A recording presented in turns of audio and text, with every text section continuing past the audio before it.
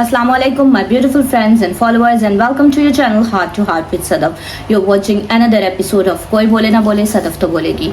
अभी आपने स्टार्ट में जो वीडियो देखी उसको देखकर आपको पता तो लग गया होगा, अंदाज़ा तो हो गया होगा कि मैं किस हवाले से बात करने जा रही हूँ। Yes, I am going to talk about this viral girl Ayesha, जिसमें इसने गाना गाया है, ये गाने पे परफॉर्म किया है। मेरा कतई कोई इरादा नहीं था, ना मुझे 2 रुपए की शोहरत चाहिए थी इस गाने के हवाले से बात करके।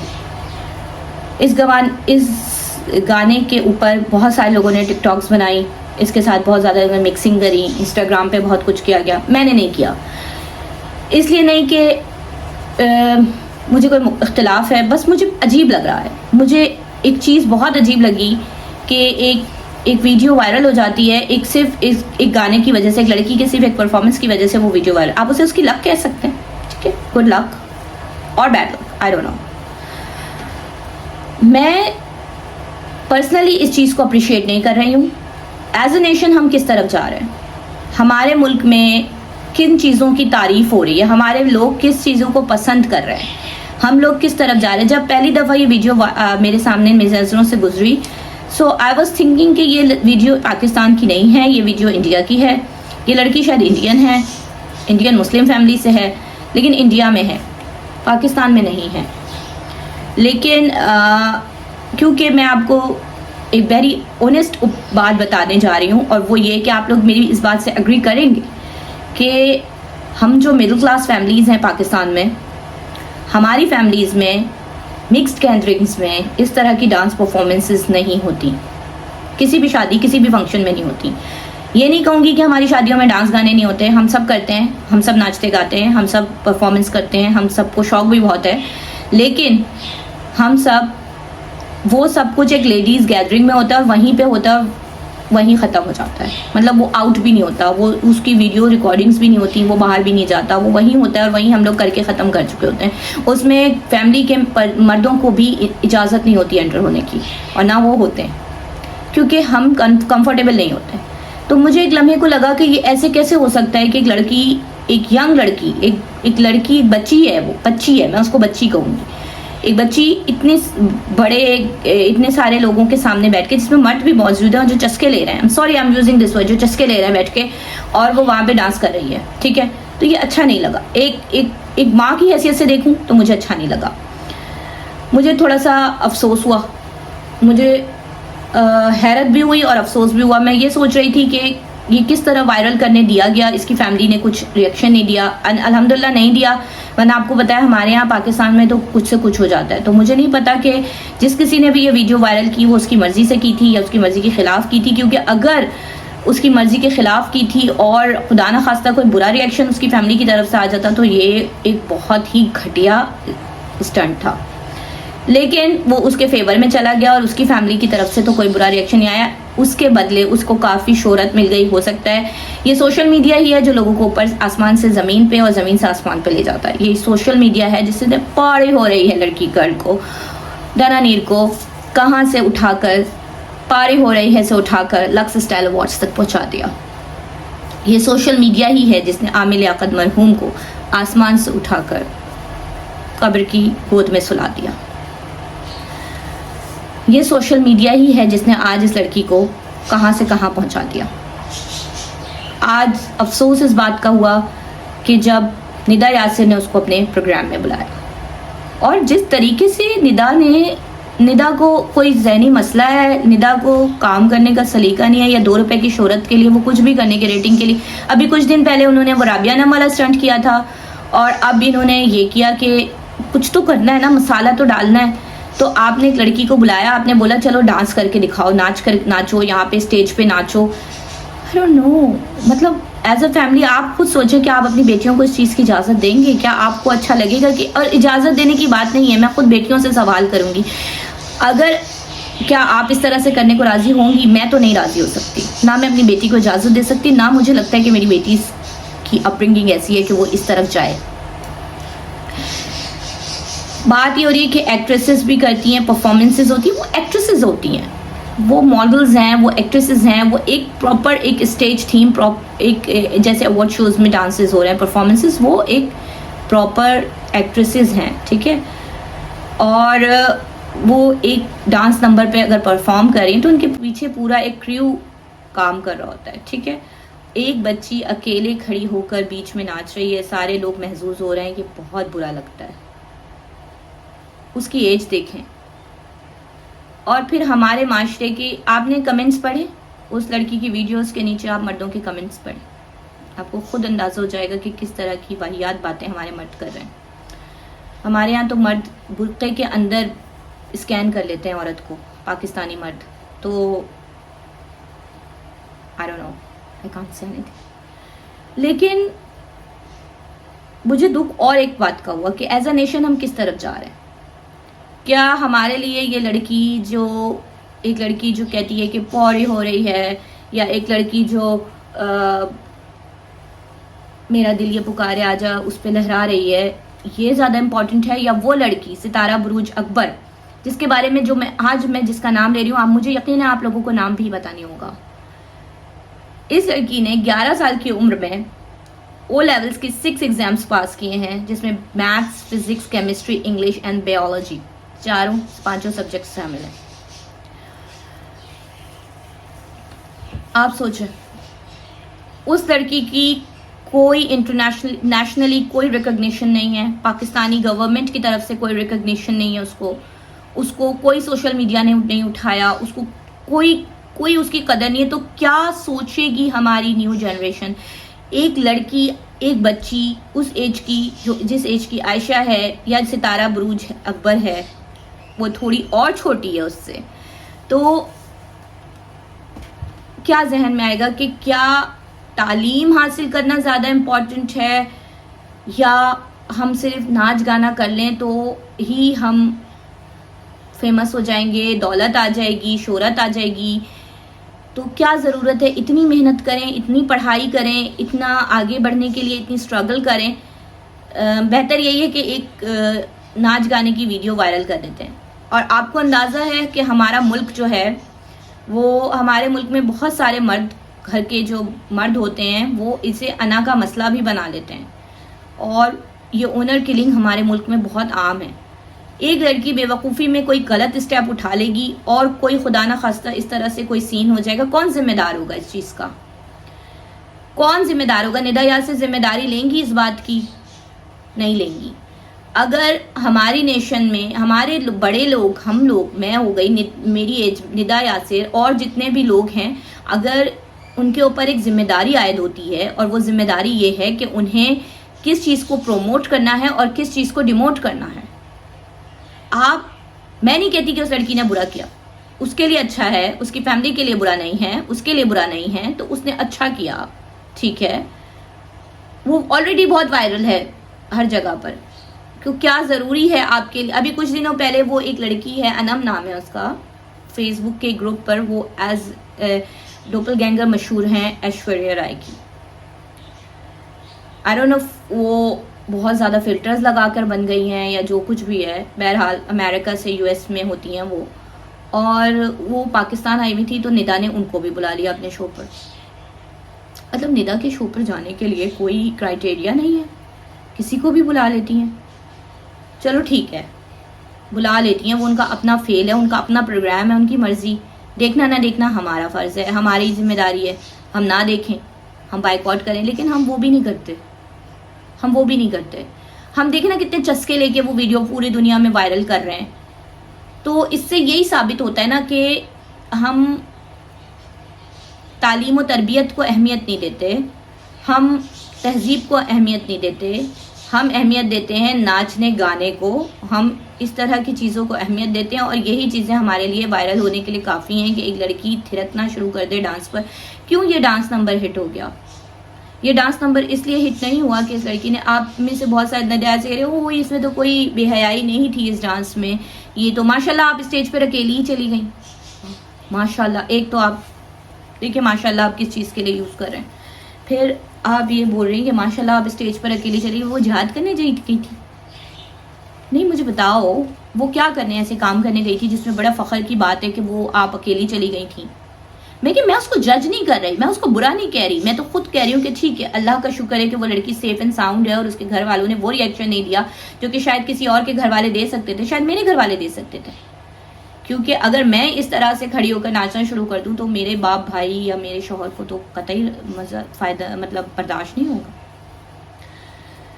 तो अच्छा हुआ नहीं दिया उनके फैमिली ने रिएक्शन, लेकिन इन चीज़ों को प्रमोट करना, इन चीज़ों को दिखाना, इन चीज़ों को आगे लेके जाना, तो हमारी आने वाली जो जनरेशन है, जो इस वक्त जो आयशा की जनरेशन है, जिस बच्ची की जनरेशन है, वो यही सोचेगी कि यार एक गाना, एक डांस नंबर अगर हम डाल देते हैं, वायरल कर देते हैं तो हम वायरल हो गए। अगर हम वायरल हो गए तो हमारी लॉटरी निकल पड़ेगी। निदा हमें अपने प्रोग्राम में बुला लेंगी, निदा बुला लेंगी, उसके बाद फिर हमें लोग सिर्फ इसलिए बुलाएंगे कि हम वायरल हुए हुए हैं, तो लोग हमें अपनी प्रोग्राम्स में बुलाएंगे। उसके बाद फिर लोग हमें ड्रामास के ऑफर्स कर देंगे, हमारा करियर बन जाएगा, हम आगे निकल जाएंगे। क्या ये सही है? अगर सब के सब यही सब कुछ करना शुरू हो जाएंगे तो क्या होगा? क्या हम वो आखिरी जनरेशन थे जिसे तालीम और तरबियत की अहमियत का अंदाज़ा था?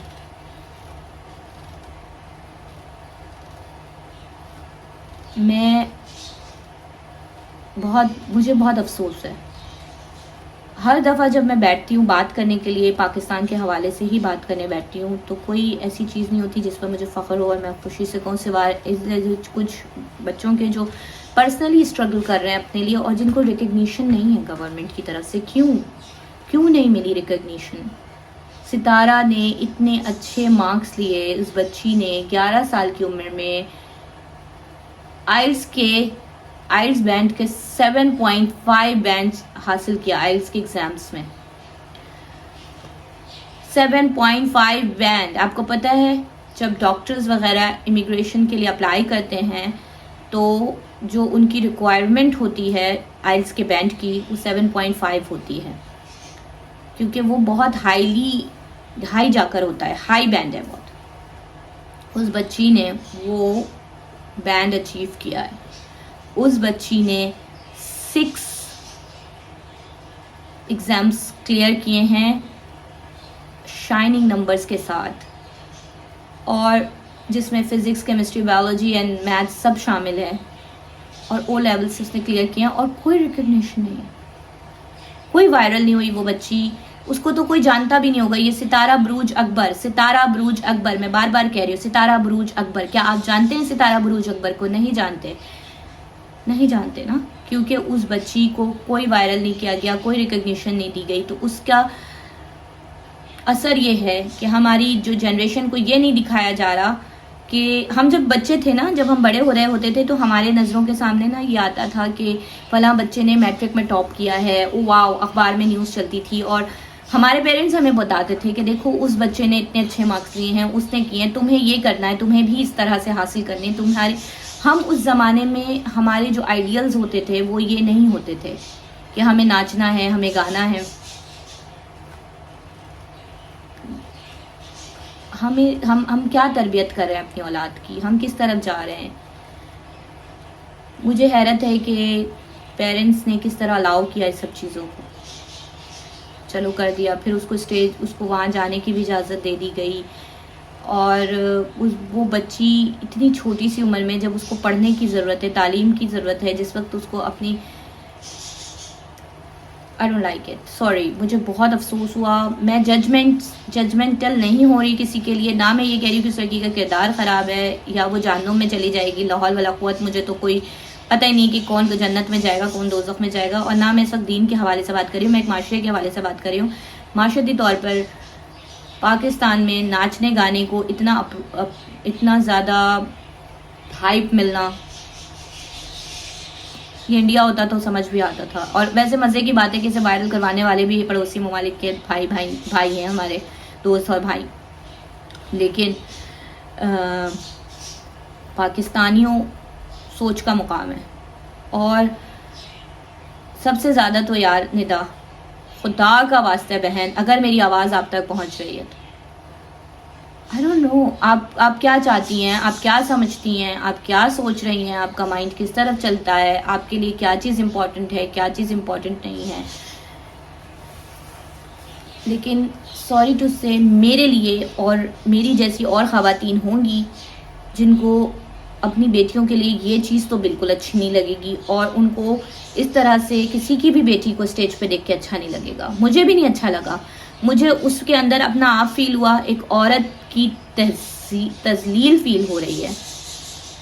ये एक औरत की तजलील है अगर हम समझें इस बात को।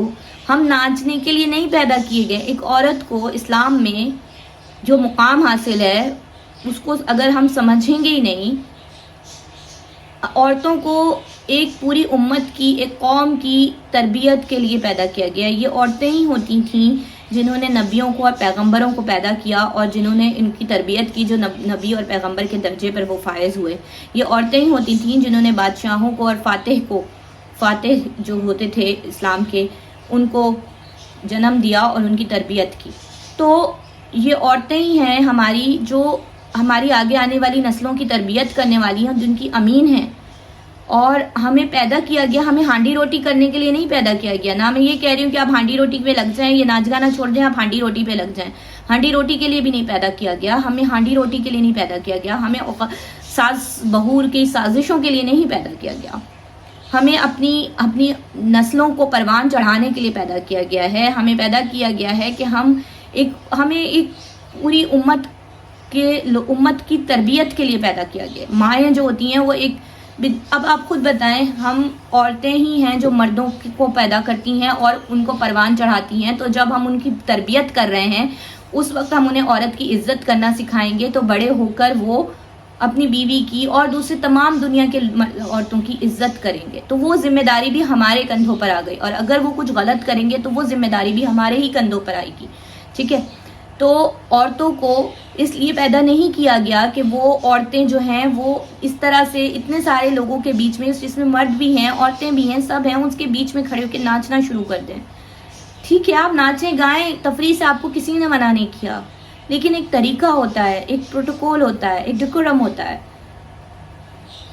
ये डेकोरम नहीं है कि आप एक लड़की को अकेला खड़ा कर दें नाचने के लिए 10 लोगों के बीच में या 1000 लोगों के मर्दों के बीच में। इसको गलत समझा जाता है। किस कल्चर को परवान चढ़ा रहे हैं, किस चीज़ की तरफ भाग रहे हैं, क्या कर रहे हैं, कुछ समझ नहीं आता।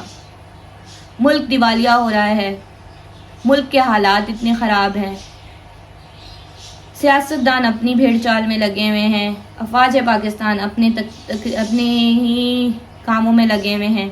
कोई किसी को यहाँ बोल नहीं सकता, लब खोल नहीं सकता, लब आज़ाद नहीं है। बोल के लब आज़ाद हैं तेरे, नहीं जनाब, बोल ही नहीं सकते क्योंकि लब आज़ाद नहीं है।